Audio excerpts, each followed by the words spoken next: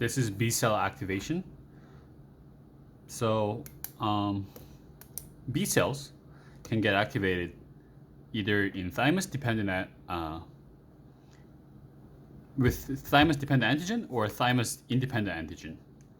With thymus-dependent antigen, we have this antigen, which was brought by this complement system, they bind with the BCR, the B cell receptors, and they get processed inside. And these B cells, which is an antigen presenting cells, present this peptide using MHC2 to the T helper cells. And we have CD40 and CD40 ligand that comes into play in this process. And because the T helper cells already saw all the antigens, and we know that these antibodies we're not binding with ourselves.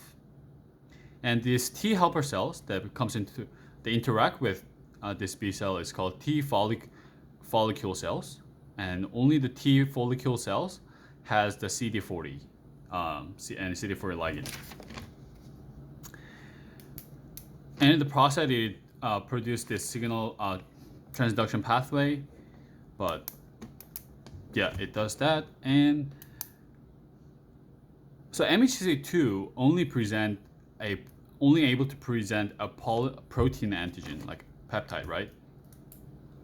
Whereas thymus-independent antigen, they are able to process any type of antigen. So lipopolysaccharide, for example, from bacteria, so they're like lipid and like carbohydrate and etc.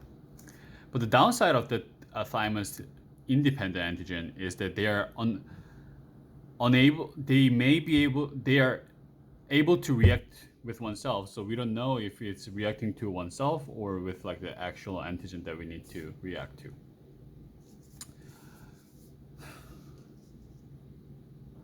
So this overall overview of this thymus-dependent antigen is that dendritic cells brings in the antigen or to the T-naive cells.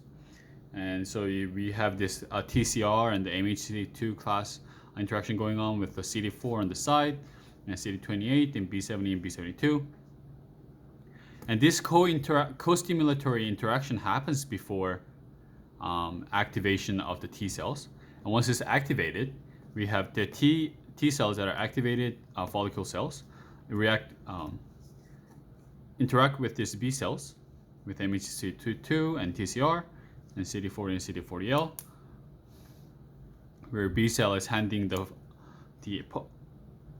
protein to the T activated follicle cells, and the B cell will release IL-2 and express BC12 on its surface. The reason why this is helpful for B cell, this interaction is helpful for B cell, is that with the help of T cells, B cells can produce more type of antibody. So before interaction, B is only able to produce IgA, but after that, they produce a lot more kinds of antibody, albeit not all of them.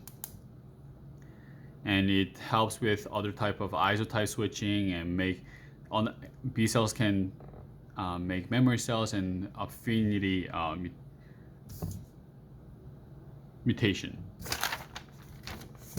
And this is lymph node, which is a secondary lymphoid organ. And the efferent comes in from here, and then efferent goes out.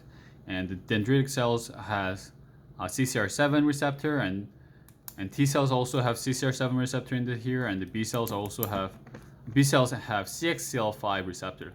But all those receptors are doing is that they're bringing them into the lymphoid, and they can interact with each other, as we previously mentioned over here.